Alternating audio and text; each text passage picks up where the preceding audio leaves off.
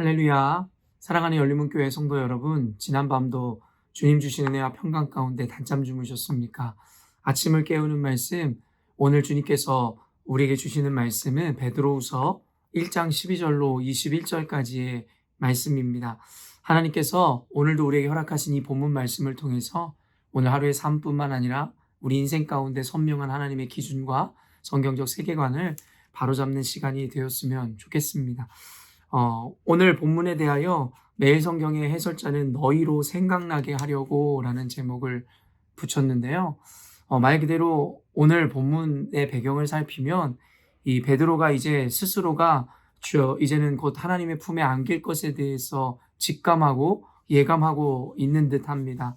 그러므로 결국엔 그가 남기고 떠나야 하는 그 사랑하는 교회 교우들에게 그들에게 이제 당부하고자 하는 마지막 이야기들을 담담한 필체로 써나가는 것을 우리가 보게 되는 것인데요. 우리가 잘 알고 있듯이 베드로서가 쓰였을 때의 그때 당시의 배경사항이 많은 이단들과 그리고 거짓 교사들로 인해서 결국엔 교회 안에 거짓된 교리, 거짓된 가르침들이 성행하고 있었다라는 것이에요. 그래서 많은 이들이 진리 위에 바로 온전히 서 있지 못함으로 말미암아 거짓에 미혹당하여 배교하고 배도하는 일들이 생기기 시작했다라는 것입니다. 예수 그리스도를 사랑했던 베드로는 그러한 배교하고 배도하는 성도들을 보며 가슴이 너무 아팠을 것입니다. 그리고 여러분도 잘 아시겠지만 또 하나의 배경이 결국에는 내 외적인 여러 가지 고통과 고난 그리고 핍박이 있는 순간임을 우리는 알고 있습니다. 그래서 베드로서에는 특별히 다가올 주님의 재림 그리고 그 심판을 기억함으로 지금 당하는 환난과 고난 가운데서도 능히 견디어내고 궁극에 주어질 그 승리를 획득하라 이야기하는 장면들을 베드로서에서는 보여주고 있습니다.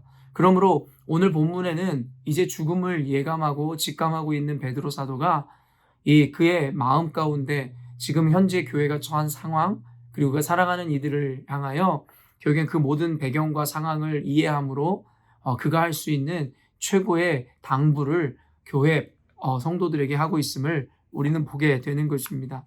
12절 말씀을 보면 그러므로 너희가 이것을 알고 이미 있는 진리에 서 있으나 내가 항상 너희에게 생각나게 하려 하노라. 이 이야기는 무엇이냐면 이미 진리에 서 있노라 생각함에도 불구하고 그들로 하여금 늘 잊지 않고 기억하게 함으로 그 진리 위에 서 있는 그 자리를 지켜내게 하려 하기를 원한다라는 것입니다. 예수님께서는 우리들로 하여금 성찬에 참여함으로 예수 그리스도께서 우리를 위해 죽으신 그 희생과 사랑 그리고 그 구원의 감격을 늘 기억함으로 우리 마음에 새기라 이야기하였습니다. 언젠가도 이야기했지만 인간이라는 존재는 망각의 존재이므로 좋지 않은 것에 대해서 잊어버리는 것은 우리들에게 좋은 일이지만 잊지 말아야 할 은혜나 감사의 마음까지도 잊어버리는 존재가 바로 인간, 우리 존재인 것입니다. 그러다 보니 사도 바울이 이야기하는 것처럼 선줄로 생각한 자 넘어질까 두려워하라 라고 말하던 것은 지금 우리의 모습이 진리를 벗어나거나 잘못된 길에 서 있기 때문만이 아니라 혹 지금 우리가 비단 온전한 길 진리 위에 서 있다 할지라도 늘 하나님의 말씀을 또 주님 앞에 겸손함으로 늘 하나님을 기억함으로 그 자리와 그 축복을 그 구원을 끝끝내 이루어내야 한다라는 이야기를 성경은 늘 우리에게 하고 있는 것이겠죠. 그러므로 베드로는 지금 진리 위에 서 있을지라도 지금 이 당부를 잊지 않으므로 너희들이 지금 갖고 있는 그 은혜와 구원을 끝까지 지켜내라 당부하는 것입니다. 13절에 보면 내가 이 장막에 있을 동안에 너희를 일깨워 생각나게 함이 옳은 줄로 여기노니 이 성경에서 이 장막이라는 것이 의미하는 것은 바로 베드로 스스로의 육신을 가르치는 것이라 해석합니다. 그러므로 여기서 장막이라는 것은 바로 내가 이 육신 가운데 있을 동안에 너희를 일깨워 생각나게 하는 것, 말 그대로 진리를 가르쳐 깨닫게 하는 것이 옳은 줄로 여기노니 라고 이야기하는 것이죠. 그러면서 14절에 이는 우리 주 예수 그리스도께서 내게 지시하신 것 같이 나도 나의 장막을 벗어날 것이 임박한 줄을 알미라. 자신의 육체를 벗어나고 이제는 장막을 벗어난다라는 것, 그것이 바로 이제는 그의 죽음을 직감하고 있다라는 것입니다. 그래서 15절에 내가 힘써 너희로 하여금 내가 떠난 후에라도 어느 때나 이런 것을 생각나게 하려 하노라 라고 이야기하며 그가 마지막을 직감한 채 사랑하는 교회와 성도들에게 해야 하는 가장 중요한 메시지를, 그리고 아까도 이야기한 거짓 교사와 거짓 선지자들, 그리고 박해가 시작되는 이 시점 가운데 베드로가 배교하거나 배도하지 말고 하나님 말씀 앞에 이것을 기억함으로 끝까지 그 구원을 이루라는 당부를 하고 있는 것입니다. 그러므로 그 이후에 이 소제목으로도 이야기하듯이 경험에 근거한 호소로 인하여 그들의 구원을 지켜내라 이야기하며, 그리고 마지막에 이 단락지어진 것에 말씀에 근거한 호소라고 이야기하는데, 오늘은 시간 관계상 모든 것을 살피지 못하겠으나 마지막 이 말씀에 근거한 호소를 하는 장면에서 저에게 주시는 그 인사이트를 여러분과 나누려 합니다. 사도 베드로가 남겨진 초대교회 교인들에게 하였던 이 말씀은 현대를 살아가고 있는 우리 현대 교인들에게도 동일하게 적용해야 하는 이야기인 것 같습니다. 거짓 교사와 거짓 선지자가 미혹의 영이 그때에만 있었던 것이 아니라 지금도 있어 교회 안에 활동하며 이 시대의 교회를 무너뜨리려 하고 있기 때문입니다. 어쩌면 초대교회에 배교하고 배도하던 일들보다 지금 이 시점에 미혹의 영으로 인해서 거짓 교사와 선지자로 인해서 교회를 떠나가고 혹 교회에 남아있다 하더라도 진리를 지키지 못하는 실질적인 배교와 배도를 이룬 많은 이들이 존재하는 것이 바로 이 시대인 것 같습니다. 그러므로 오늘의 말씀은 2000년 전의 초대교회보다 어쩌면 오늘 살아가는 21세기의 교회인 여러분들이 더 마음속에 새겨야 할지 모르겠습니다. 그러면서 이야기하는 것이 무엇이냐면, 또 우리에게는 더 확실한 예언이 있어 어두운 데를 비추는 등불과 같으니 날이 새어 샛별이 너희 마음에 떠오르기까지 너희가 이것을 주의하는 것이 옳으니라. 이 이야기는 아까도 이야기했지만 이 베드로서에서는 장차 오실 주님의 재림에 대해서, 그리고 그로 인해서 임할 영광에 대해서 집중함으로 현재 고난을 당하고 있는 교인들로 하여금 견디고 이겨내라 이야기하거든요.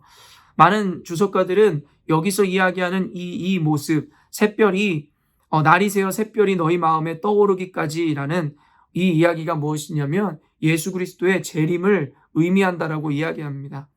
그런 이야기는 무엇이냐면 예수 그리스도께서 재림하시기까지 너희들이 주의하여 깨어있는 것이 중요하다라는 것을 이야기하고 있다라는 것이죠. 그러면서 여기서 포인트입니다. 20절에 먼저 알 것은 성경의 모든 예언은 사서로이 풀 것이 아니니. 말 그대로 예수께서 재림하신다라는 그 예언은 분명히 이루어질 일입니다. 이것은 예수께서 우리와 하신 약속이기도 한 것이겠지요. 예수님이 언제 오실지 모르지만 재림하심으로 우리를 심판하시고 그 심판에 의해 영원한 영생과 영원한 멸망, 지옥으로 나뉘어지는 것이 우리 기독교인들이 갖고 있는 종말론이고 장차 우리가 맞이하게 될 미래의 모습인 것이겠죠.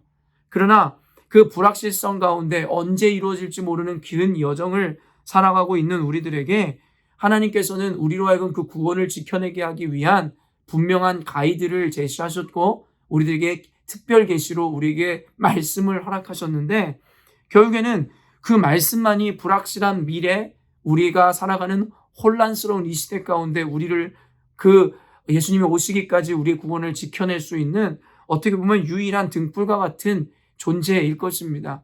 그래서 우리는 성경을 생명의 말씀이고 모든 교회가 성경을 기초로 하여 성경 말씀을 붙잡고 신앙을 가르치고 생활을 하는 것이겠죠.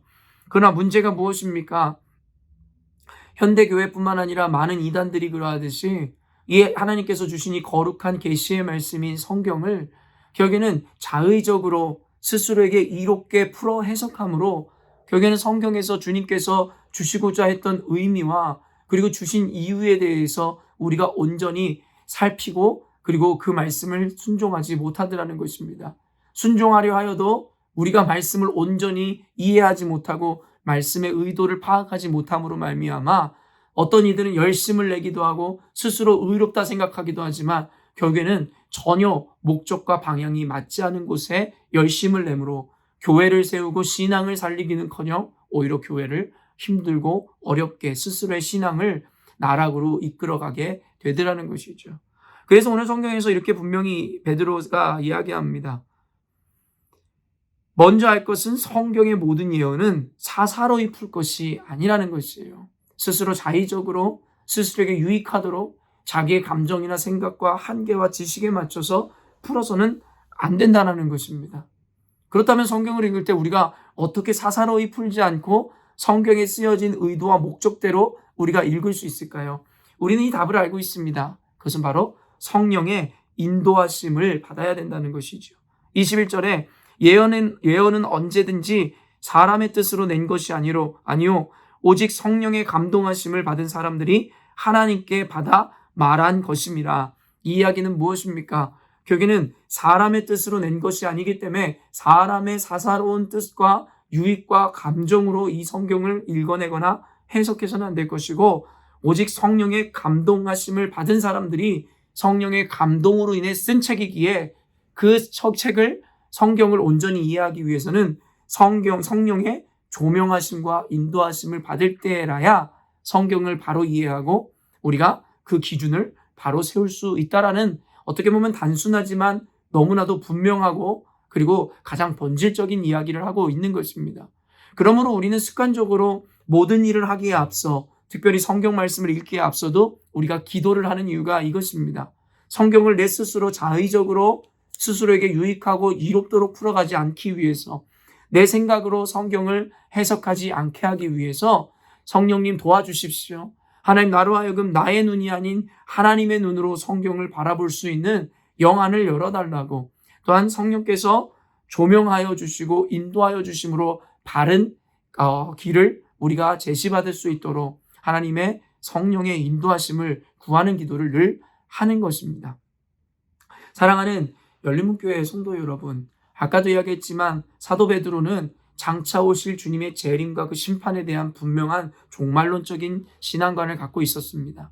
그러므로 현재 당하는 고난이든 어려움이든 장차 다가올 영광에 비하면 아무것도 아니기에 끝까지 견딤으로 승리하라 이야기하였고, 그 견딤의 과정 가운데 하나님이 주신 말씀과 그리고 그 말씀을 통해 주시는 그 질서에 따라 순종하고 순응할 때에 우리의 그 구원을 온전히 지켜내고 이룰 수 있다라고 이야기합니다. 그런데 하나님의 예언을 그리고 말씀을 해석하고 또한 받아들일 때에도 여기는 사사로이 자기를 위해서, 인간의 뜻을 위해서 풀어서는 안 된다라고 이야기하고 있는 것이겠고, 우리의 삶을 끝까지 온전한 길로 인도하실 수 있는 기준인 이 성경을 온전히 해석하기 위해서는 성령의 감동으로 읽어내야 할 것에 대해서 이야기하고 있는 것입니다. 그리고 가장 중요한 오늘의 적용점은 무엇이냐면, 그 성령의 인도하심을 받기 위해서 우리는 기도의 사람이 되어야 한다는 것입니다. 오직 기도 외에는 하나님의 마음을 알 수가 없는 것입니다. 우리가 기도하는 순간 하나님의 마음과 연결이 되어 당신의 뜻이 무엇인지를 우리가 밝히 보게 되고, 하나님의 마음과 의도와 목적이 무엇인지를 인식할 수 있게 되기 때문입니다. 그러므로 사랑하는 열린문교회 성도 여러분, 그리스도인들이 곧 기도의 사람이 되어야 되는 것은 우리들에게 선택의 문제가 아닌 필수의 문제이고, 우리가 꼭 갖추어야 하는 신앙의 생활이라는 것입니다.